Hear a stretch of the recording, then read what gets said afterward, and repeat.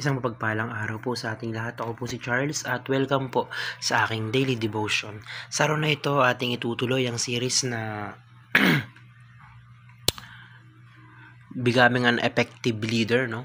So, faith and resilience. So, James chapter 1 verse 2 to 4 ang sabi dito, "Consider it pure joy, my brothers and sisters, whenever you face trials of many kinds, because you know that the testing of your faith produces perseverance. Let perseverance finish its work, so that you may be mature and complete, not lacking of anything."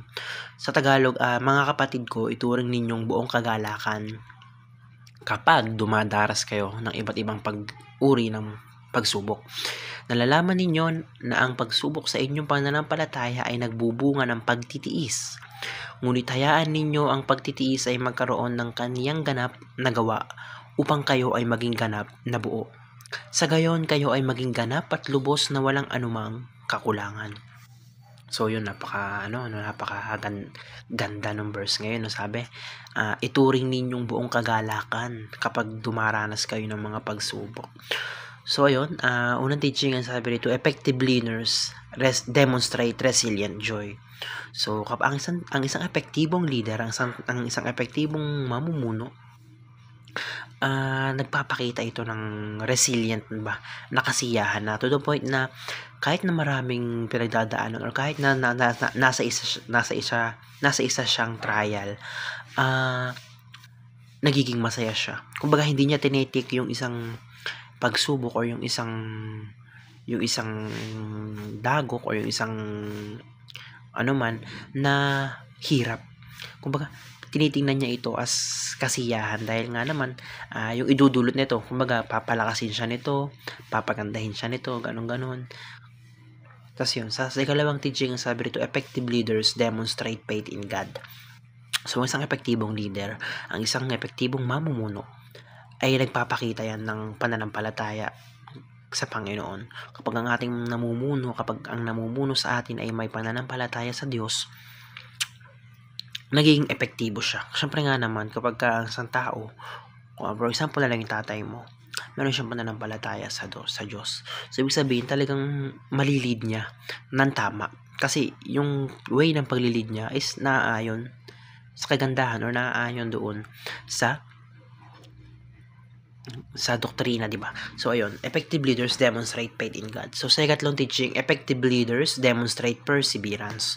So, ang effective na leader, ang effective na mamumuno, ay nagpapakita yan ng tiyaga, nagpapakita yan ng kasipagan, na kahit na anong hirap or na kahit na anong pagtitiis yung danasin niya doon sa pagsubok na iyon or doon sa dinadanas niya na iyon, magpapakita siya ng perseverance, magpapakita siya ng tiyaga na hanggat hindi niya natatapos yung pagsubok na yon, hindi siya titigil, hindi siya sumusuko.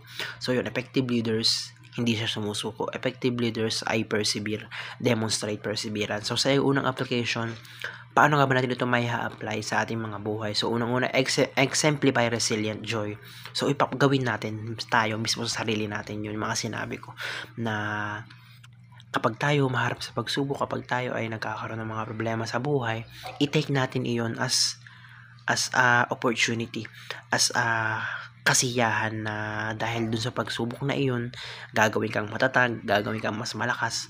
So yung wag mong tingnan yung mga bagay na nagpapahirap sa atin bilang dagok or bilang kung ano man. Pero yun nga, tingnan natin to na kasiyahan. Maging masaya tayo dahil nagkakaroon tayo ng mga problema. So sa ikalawang application, sabi rito, exemplify faith in God. So upakita natin, tayo mismo, pakita natin sa sarili natin na may pananampalataya sa kay Jesus.